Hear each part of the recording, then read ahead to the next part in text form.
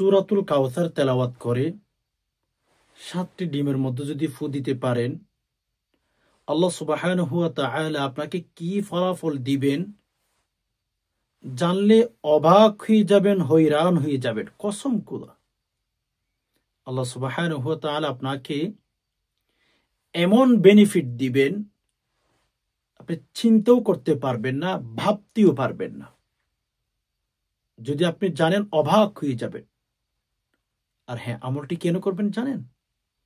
আপনার শত্রুকে দমন করার জন্য, আপনার শত্রুকে শাস্তি দেওয়ার জন্য। আপনার শত্রু যদি অনেক শক্তিশালী হয়ে থাকে, আপনি কোনোভাবেই শত্রুকে শাস্তি দিতে পারতেছেন না, তাহলে আজকের শক্তিশালী আমলটি করে দেখুন। আপনি হয়তো এরকম ভিডিও আপনি আর কখনো দেখেন নাই।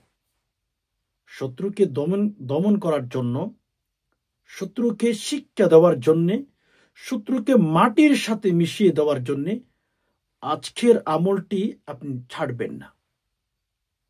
আজকের আমলটা আপনি করে দেখুন না, আল্লাহ সুবহানাহু ওয়া তাআলা আপনাকে কি বেনিফিট দেন। আপনার শত্রু যদি অনেক শক্তিশালী হয়ে থাকে, শত্রুর অনেক ক্ষমতা, শত্রুর বিরুদ্ধে অনেক মানুষের কাছে বিচার দিয়েছেন, অলমোস্ট আপনি কোনো বিচারই পান নাই, তাহলে আমি আপনাকে বলবো আসুন কোরআনুল কারীমের পাশে আমল করুন। কোরআনুল কারীম থেকে ইনশাআল্লাহ আমার বিশ্বাস রব্বুল আলামিন আপনাকে ঠকাবেন না। রব্বুল আলামিন আপনাকে ভালো একটা সিদ্ধান্ত, ভালো একটা বেনিফিট অবশ্যই দিবেন। স্কিপ করবেন না কেউ ভিডিওটি। গুরুত্বপূর্ণ কিছু কথা বলবো, ভিডিওটি যদি স্কিপ করে দেখেন তাহলে কিচ্ছু বুঝবেন না। ফলে এসে কমেন্ট করবেন যে আপনি কিছু বুঝেন নাই। এজন্য একটু সবর করে ভিডিওটি শুরু থেকে শেষ অবধি দেখতে থাকুন। আর হ্যাঁ, এরকম যদি নিত্য নতুন ইসলামিক বিভিন্ন আমলের ভিডিও আপনি পেতে চান, তাহলে আমি আপনাকে বলবো একটি লাইক করে ফেলুন, চ্যানেলটি সাবস্ক্রাইব করে অল নোটিফিকেশন অন করে ফেলুন। আমি যখনই ভিডিও আপলোড করব সবার আগে যেন আপনি পেয়ে যান। তো যাই হোক, সম্মানিত দিনী ভাই বোন, আমি আপনাদেরকে যে আমলটির কথা বলবো সেটা হচ্ছে সূরাতুল কাউসারের আমল। সূরাতুল কাউসারের আমল, এই আমলটির অনেক ফজিলত রয়েছে। এই সূরাটির অনেক গুরুত্ব রয়েছে। কেন জানেন? এই সূরাটি আল্লাহ রাসূল সাল্লাল্লাহু আলাইহি সাল্লামকে সান্ত্বনা দেওয়ার জন্য নাজিল হয়েছিল। আমরা সবাই জানি আল্লাহ রাসূল সাল্লাল্লাহু আলাইহি সাল্লাম যখন মক্কার জমিনের মধ্যে, একটু সময় দিয়ে ভিডিওটি দেখতে হবে ভাই, একটু সময় দিয়ে ভিডিওটি দেখলে আপনি অনেক কিছু শিখতে পারবেন। একটু সময় দিয়ে ভিডিওটি দেখার চেষ্টা করুন। হ্যাঁ ভাই, তো যাই হোক, সম্মানিত দিনী ভাই বোন, সূরাতুল কাউসার এটি কখন নাজিল করেছিলেন আপনি কি জানেন? সূরাতুল কাউসার মদিনাওয়ালা নবী যখন মক্কার মধ্যে লা ইলাহা ইল্লাল্লাহ পাঠ করা শুরু করলেন, মক্কার জমিনের মধ্যে যখন মানুষদেরকে দ্বীনের দাওয়াত দিতে শুরু করলেন,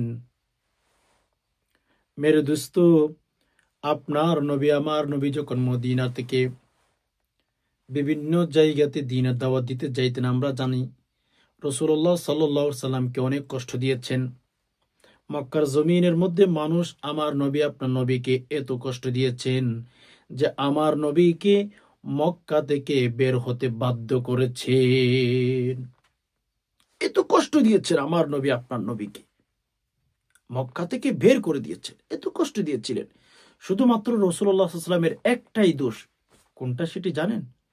রাসূলুল্লাহ সাল্লাল্লাহু আলাইহি ওয়াসাল্লামের যে দোষটা, ভুলটা মানুষ ধরেছিল মক্কাতে, সেটি হচ্ছে যে তিনি শুধু লা ইলাহা ইল্লাল্লাহর দাওয়াত দিয়েছিলেন, কালিমার কথা বলেছিলেন। এটাই ছিল রাসূলুল্লাহ সাল্লাল্লাহু আলাইহি ওয়াসাল্লামের এক নাম্বার অপরাধ।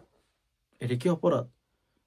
মানুষকে শিরিক মুক্ত করবে, মানুষকে গুনাহমুক্ত জীবন যেন মানুষ করতে পারে, আল্লাহ তাআলার দিকে যেন মানুষ রুজু হতে পারে, ফিরতে পারে, এই যে এইভাবে দাওয়াত দিতেছিলেন মানুষদেরকে।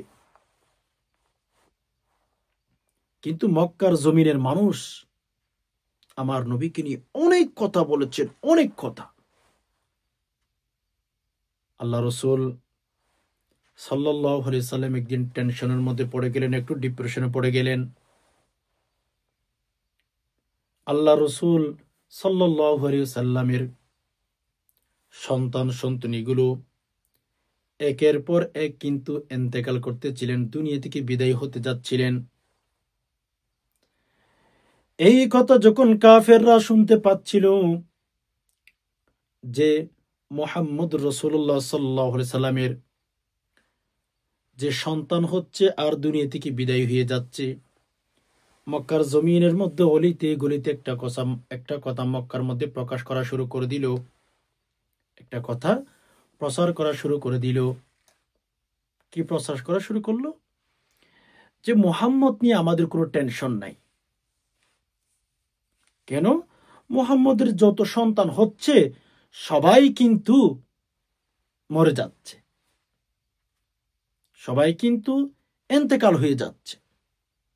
বিদায় মুহাম্মদ নিয়ে আমাদের কোনো টেনশন, মুহাম্মদ নিয়ে আমাদের কোনো ডিপ্রেশন করার কোনো দরকার নাই। একথা কে বলেছিলেন? মক্কার কাফেরগণ বলেছিলেন। মেরে দোস্ত, মক্কার কাফেরগণ যখন আল্লাহ রসুল সাল্লাল্লাহু আলাইহি সাল্লামের সন্তান সন্ততিগুলো যখন দুনিয়া থেকে বিদায় হতে যাচ্ছিলেন একের পর এক, মক্কার কাফেরগণ আমার নবী আপনার নবীর বিরুদ্ধে কথা বলা শুরু করে দিল। হে মক্কাবাসী, তোমরা শোনো, মুহাম্মদ এমন একজন মানুষ, মুহাম্মদ যখন দুনিয়া থেকে বিদায় হয়ে যাবে, মুহাম্মদ নিয়ে আমাদের কোনো টেনশন নাই, মুহাম্মদ নিয়ে আমাদের কোনো ডিপ্রেশনের কোনো কারণ নাই। বলে কেন? মুহাম্মদ যদি দুনিয়া থেকে বিদায় হয়ে যায়, মুহাম্মদকে অনুসরণ করার মতো পৃথিবীতে কেউ থাকবে না। বিদায় মুহাম্মদ নিয়ে এত টেনশন করার আমাদের কোনো কারণ নাই। মুহাম্মদ নিয়ে এত টেনশন আর ডিপ্রেশনের আমাদের কোনো কারণ নাই। একথা মক্কার মধ্যে মানুষগুলো বলা বলে শুরু করে দিয়েছে যে মুহাম্মদ নিয়ে আমাদের কোনো টেনশন নাই। এই কথা যখন রাসূলুল্লাহ সাল্লাল্লাহু আলাইহি ওয়াসাল্লাম শুনতে পেয়েছিলেন, তখন নবীজি একটু টেনশন লাগছিল যে আল্লাহ, মক্কার কাফেরগণ আমার বিরুদ্ধে কি বলছে, এগুলো কি হতে যাচ্ছে, আমি কি শুনতে পাচ্ছি। মক্কার কাফেরগণ এই কথাগুলো বলা বলে শুরু করলো। তো আল্লাহ রসুল সাল্লাল্লাহু আলাইহি সাল্লাম একটু টেনশনে পড়লেন, ডিপ্রেশনে পড়লেন। তখন জিবরাইলকে আল্লাহ তাআলা ডাক দিলেন, হে জিবরাইল, তুমি কই, তুমি কই, একটু আমাকে বলো।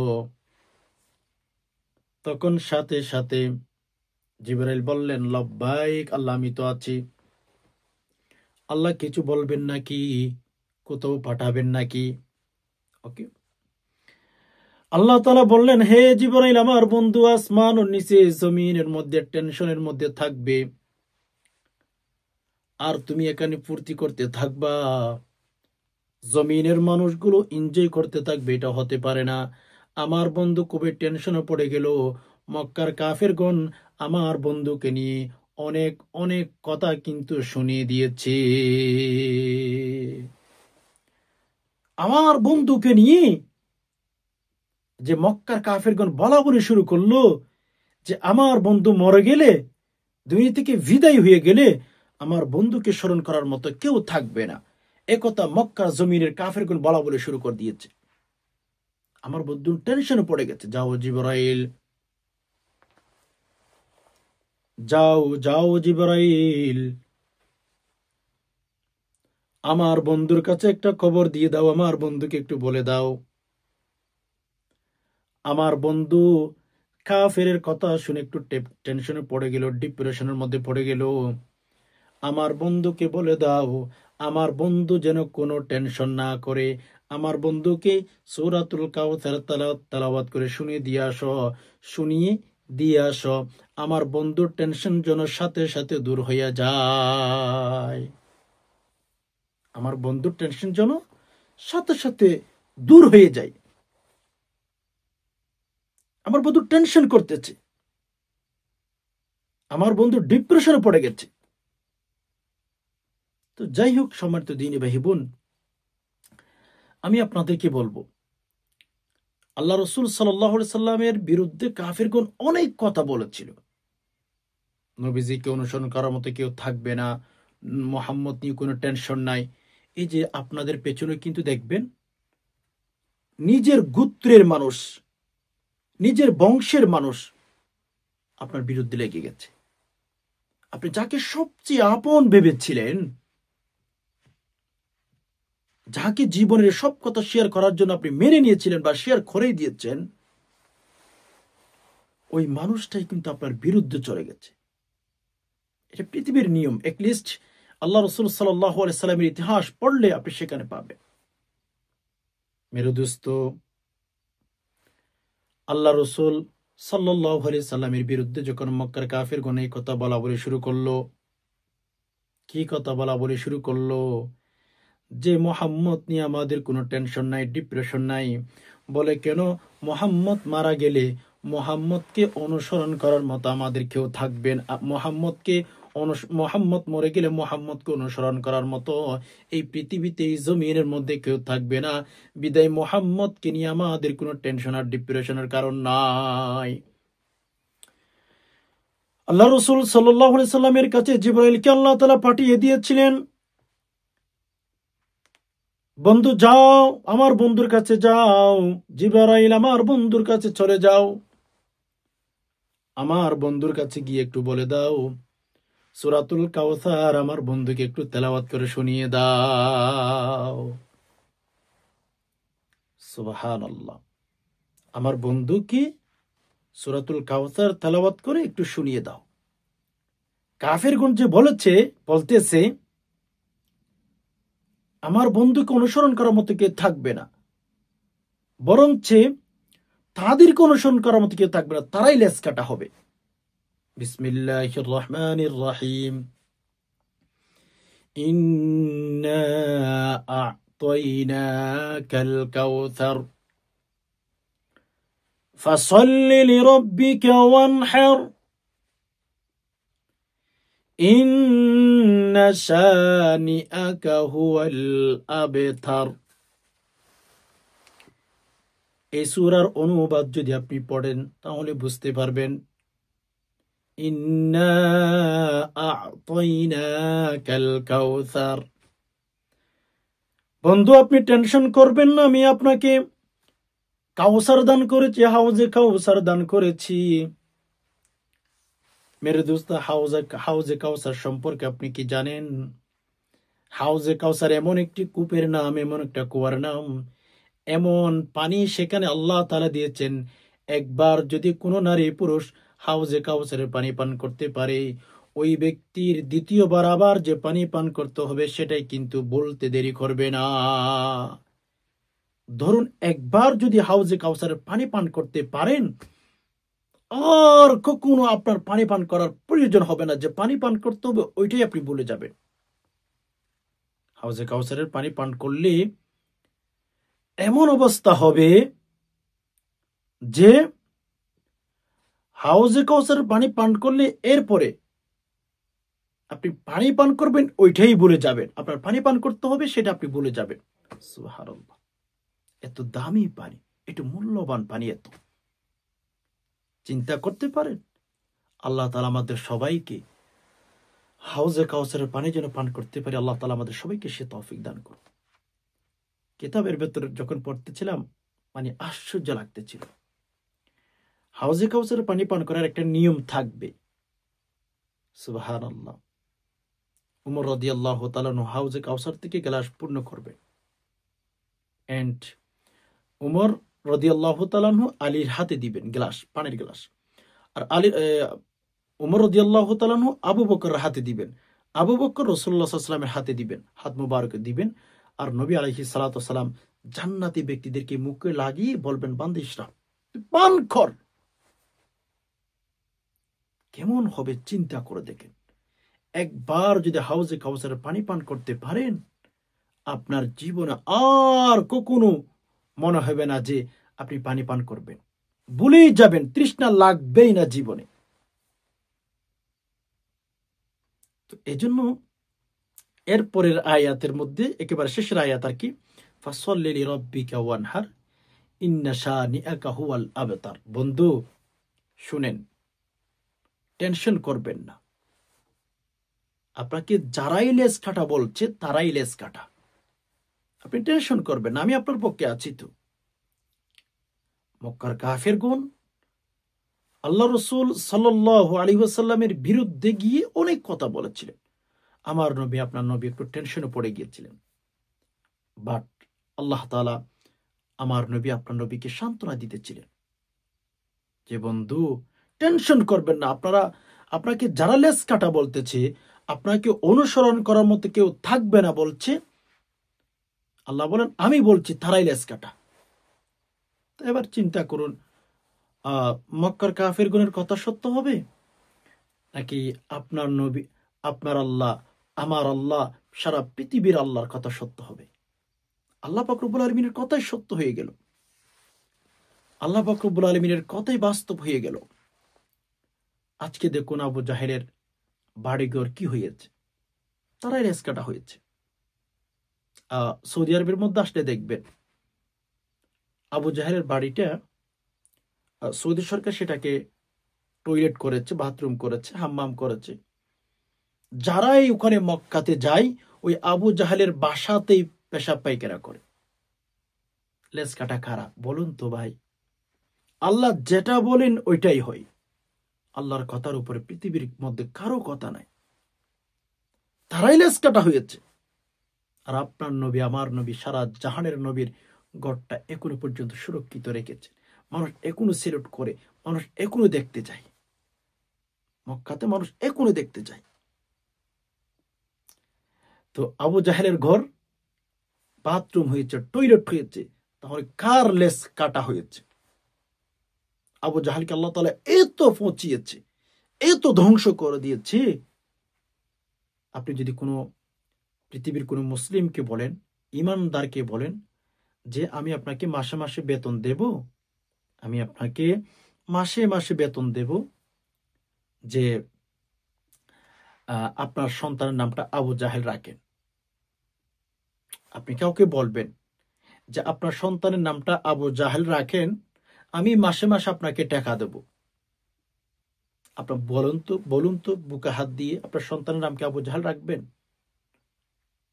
আপনি বলবেন না, আমার মাসে মাসে টাকার কোনো প্রয়োজন নাই, মগর আমি আমার সন্তানের নাম আবু জাহেল রাখতে পারি না। তো এবং পৃথিবীতে টাকা দিয়েও কিন্তু আবু জাহেলের নামটা কেউ রাখতে চায় না। খালি লেজ কাটা হয়েছে। একটু চিন্তা করে একটু ভাবুন, লেজ কাটা কি হয়েছে? আবু জাহেল তো লেজ কাটা হয়েছে, তাকেই তো অনুসরণ করার মতো মানুষ পাওয়া যাচ্ছে না। আর আপনার নবী, আমার নবী, সারা জাহানের নবী, দু জাহানের নবী মোহাম্মদ, এই নামটা মানুষ মাসে মাসে বেতন দিতে হয় না, এই নামটা রাখার জন্য কিন্তু মানুষ পাগল হইয়া যায়।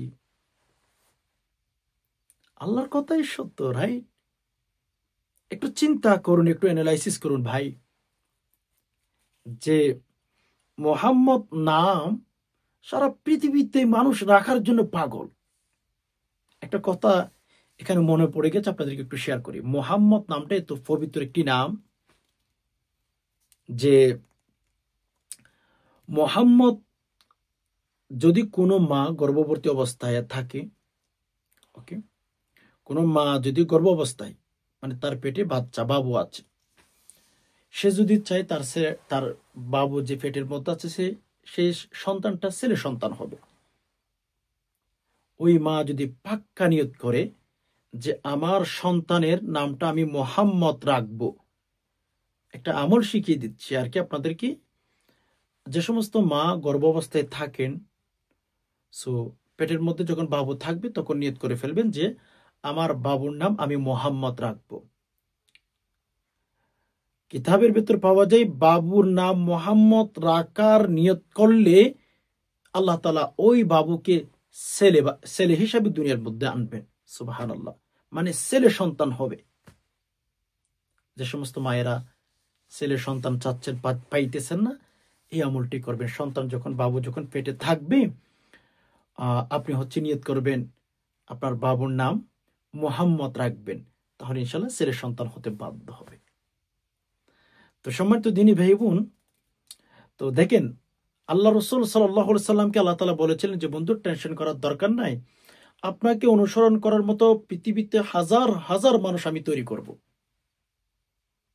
সারা পৃথিবীতে এমন মানুষ আছেন, আপনার নবী আমার নবীর জন্য জীবন কেন, যৌবন কেন, সারা পৃথিবীর মানুষ এমন ভাবে তৈরি আছে, নিজের নিজের নবীর জন্য নিজের জীবনটা পর্যন্ত বিলীন করে দিতে এক বিন্দু পরিমাণ চিন্তা করবে না। এরকম হাজার হাজার আশিক রসুলগণ পৃথিবীর মধ্যে জীবন যাপন করে, ঠিক না? অনেক আছে।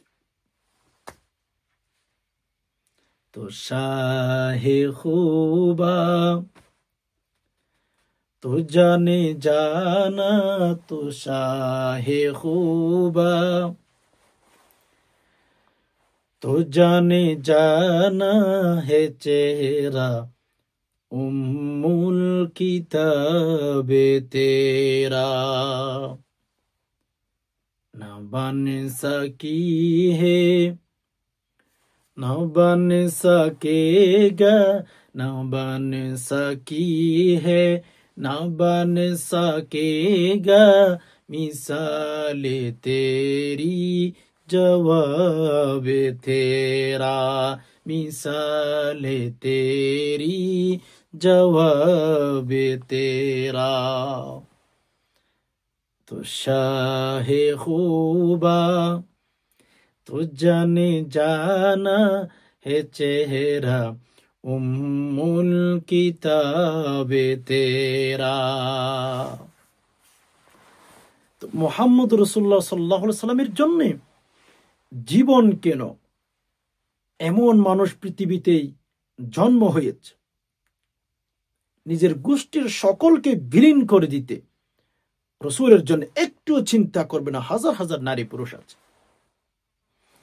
এজন্য সম্মানিত দিনী ভাই বোন, আমি সবাইকে বলবো আল্লাহ রসুল সাল্লাল্লাহু আলাইহি সাল্লামের অনুসরণ করেন, জীবনে সফল হবেন, জীবনে সাকসেস হবেন ইনশাল্লাহ, আমার বিশ্বাস আছে।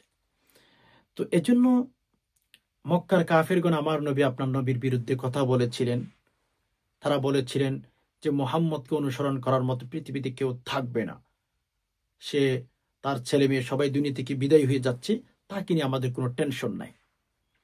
সূরা কাউসার আল্লাহ তাআলা এজন্য নাজিল করেছিলেন, এজন্য আল্লাহ তাআলা কোরআনুল কারীমের আয়াত হিসেবে দিয়েছিলেন যে বন্ধুকে সান্ত্বনা দিয়েছিলেন, বন্ধু মক্কার কাফেরগণ আপনাকে নিয়ে কথা বলবে, আপনি এখানে টেনশন করার দরকার নাই, বাস আমি আপনার পক্ষে আছি, আমি আল্লাহ বলছি, তারাই লেজ কাটা। তো আল্লাহ তাআলার কথাই সত্য হয়েছে যে আপনার নবী আমার নবী দয়াল নবীকে অনুসরণ করার মতো মানুষের অভাব নাই। মানুষ জীবন দিতে পাগল হয়ে যায়। মনি বড় আশা ছিল যাব মদিনায়, মনি বড় আশা ছিল যাব মদিনায়, সালাম আমি করব গিয়ে, সালাম আমি করব গিয়ে নবীজির রওজায়, মনি বড় আশা ছিল যাব মদিনায়, আরব সাগর পাহাড়ি দেব নেই যে আমার তোহরি,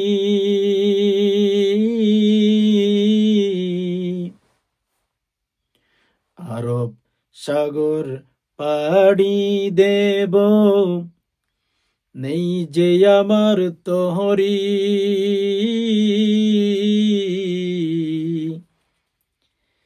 পাখি নই যে উড়ে যাব, ডানাতে বর করি। আশায় আছে সম্বল নাই, আশায় আছে সম্বল নাই, কি করি উপায়।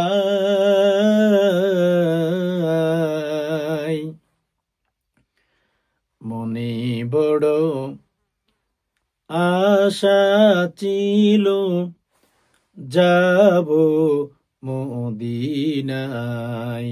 মনে বড় আশা ছিল, যাব মদিনায়। সালাম আমি করব গিয়ে, সালাম আমি করব গিয়ে, নবীজির রওজায়। মনে বড় আশা ছিল, যাব মদিনায়। মনে বড় আশা ছিল, যাব মদিনায়। আল্লাহ রসুলের জন্য মানুষ জীবন দিতে প্রস্তুত সদা সর্বদা। তো যাই হোক, সম্মানিত দিনী ভাই বোন, আমি বিশেষ করে অনেক কথা আপনাদেরকে বলে ফেলেছি, আপনাদের অনেক সময় নষ্ট করেছি, কষ্ট নিয়েন না। দেন আমি যে আমলটির কথা আপনাদেরকে শেয়ার করবো সেটা হচ্ছে শত্রু দমন করার জন্য। এই যে সূরাতুল কাউসার, এটি নাজিল করেছিলেন শত্রু দমনের জন্য। শত্রুকে লাজবাব করে দিয়েছেন, শত্রুর মুখ বন্ধ করার জন্য সূরাতুল কাউসার আল্লাহ তাআলা নাজিল করেছিলেন। আপনার পেছনে যদি অনেক শত্রু থাকে, শত্রুকে যদি দমন করতে চান, শত্রুকে যদি উচিত শিক্ষা দিতে চান, আপনি আমলটি আমার শিখানো পদ্ধতিতে করে দেখুন। ইনশাআল্লাহ শত্রুর মুখ আল্লাহ তাআলা বন্ধ করে দিবেন, শত্রুর শক্তি হারিয়ে ফেলবে। ওকে, কিভাবে আমল করবেন আমি যেভাবে বলে দিচ্ছি। প্রথম নাম্বার, আপনি 7টি ডিম নিবেন, হালাল টাকা দিয়ে 7টি ডিম নিবেন। 7টি ডিম নিয়ে বাজার থেকে হোক, যেখান থেকে হোক, হালাল টাকা দিয়ে কিনবেন। ওকে, কেনার পর আপনি ভালো করে উজু করবেন ঘুমানোর আগে। উজু করার পরে 2 রাকাত সলাতুল হাজত নামাজ পড়বেন। সলাতুল হাজত নামাজ পড়ার পরেই কিবলামুখী হয়ে বসে 11 বার ইস্তিগফার, আস্তাগফিরুল্লাহ আস্তাগফিরুল্লাহ আস্তাগফিরুল্লাহ আস্তাগফিরুল্লাহ আস্তাগফিরুল্লাহ এভাবে পাঠ করবেন 11 বার। আমি কয়েকবার পাঠ করে দিয়েছি। 11 বার দুরূদ শরীফ পাঠ করবেন। যদি পারেন দুরূদ ইব্রাহিম পাঠ করবেন, যেটি আমরা নামাজের মধ্যে পাঠ করি। আল্লাহুম্মা সাল্লি আলা মুহাম্মাদিন ওয়া আলা আলি মুহাম্মাদ কামা সাল্লাইতা আলা ইব্রাহিম ওয়া আলা আলি ইব্রাহিম ইন্নাকা হামিদুম মাজিদ। আল্লাহুম্মা বারিক আলা মুহাম্মাদিন ওয়া আলা আলি মুহাম্মাদ কামা বারাকতা আলা ইব্রাহিম وعلى آل إبراهيم إنك حميد مجيد। যদি পারেন দুরূদ ইব্রাহিম 11 বার পাঠ করবেন। যদি দুরূদ ইব্রাহিম না পারেন তাহলে সাল্লাল্লাহু আলাইহি ওয়াসাল্লাম এটি পাঠ করবেন। আচ্ছা, এরপরে সূরাতুল কাউসার 7 বার তেলাওয়াত করবেন সহিহ শুদ্ধ করে। আমি আপনাদেরকে একবার তেলাওয়াত করে দিতেছি। বিসমিল্লাহির রহমানির রহিম। ইন্না আ'তাইনাকাল কাউসার ফাসাল্লি লিরাব্বিকা ওয়ানহার ইন্না শানিআকা হুয়াল আবতার। এভাবে 11 বার চাইলে পাঠ করতে পারেন, 7 বার চাইলে পাঠ করতে পারেন। সহিহ শুদ্ধ করে তেলাওয়াত করা আপনি শেষ করেছেন। এরপর শেষে আবার 11 বার দুরূদ শরীফ পাঠ করবেন। এরপরে যে 7টি ডিম নিয়েছিলেন ওই ডিমের মধ্যে 11টি ফু দিবেন। 11টি ফু দিবেন 7টি ডিমের মধ্যে। এবার আপনি আমার শেখানো পদ্ধতিতে আমলটি শেষ করেছেন। এবার কি করবেন, ডিমগুলো আপনার জমি যেখানে আছে, যেখানে বসবাস করেন, সেরকম মাটিতেই একটা গর্ত খনন করে ডিমগুলো হচ্ছে আপনার মাটির ভেতরে দাপন করবেন, ঢুকিয়ে দিবেন, উপরে মাটি ছাপিয়ে দিবেন। মাটির ভেতরে যখন ডিমগুলো রাখবেন, নিয়ত করবেন আল্লাহ অমুকের সন্তান অমুক আমার ক্ষতি করার চেষ্টা করতেছে, আল্লাহ তাকে শিক্ষা দিন। এভাবে নিয়ত করে ডিমগুলো মাটির ভেতরে ঢুকিয়ে দিয়ে উপরে মাটি ছাপিয়ে দিবেন। ইনশাআল্লাহ দেখবেন যখন থেকে ডিমগুলো নষ্ট হওয়া শুরু হবে, যদি পারেন গভীর রাতে ডিমগুলো মাটির নিচে রাখার চেষ্টা করবেন। যখন থেকে ডিমগুলো নষ্ট হওয়া শুরু হবে তখন থেকে ইনশাআল্লাহ শত্রুর জ্বালা যন্ত্রণা শুরু হয়ে যাবে, শত্রু দমন হয়ে যাবে, শত্রুর শক্তি হারিয়ে ফেলবে ইনশাআল্লাহ। এভাবে আমলটি করে দেখুন 7 দিনের ভেতরে অথবা 3 দিনের ভেতরে, অথবা আল্লাহ চাইলে 1 মিনিটের ভেতরে আপনাকে ফলাফল দিতে পারেন, শত্রুর শক্তি হারিয়ে ফেলবে ইনশাআল্লাহ। আশা করি বিষয়টি বুঝতে পেরেছেন। রব্বুল আলামিনের কাছে দোয়া করি আল্লাহ আমাদের সকলকে সকল প্রকার শত্রুর ক্ষতি থেকে হেফাজত করুন, আল্লাহ সকল প্রকার দুশ্মনী থেকে হেফাজত করুন, আল্লাহ সকলের মনের নেক আশাগুলো পূরণ করে দিন, আল্লাহ আমাদের সকলের অভাব অনটন দূর করে দিন, আল্লাহ বেশি বেশি কোরআন হাদিসের কথা শোনার তৌফিক দান করুন, আমিন। আজকে পর্যন্ত দেখা হবে না কোন ইসলামিক ভিডিওতে, ততক্ষণ পর্যন্ত আল্লাহ সুবহানাহু ওয়া তাআলা আমাদের সবাইকে ভালো রাখুক, সুস্থ রাখুক, আমিন। হাদা মা ইনদি ওয়াল ইলমি, আল্লাহ আলাইহি তাওয়াক্কালতু ওয়া ইলাইহি উনীব। ওয়াসসালামু আলাইকুম ওয়া রাহমাতুল্লাহি ওয়া বারাকাতুহু।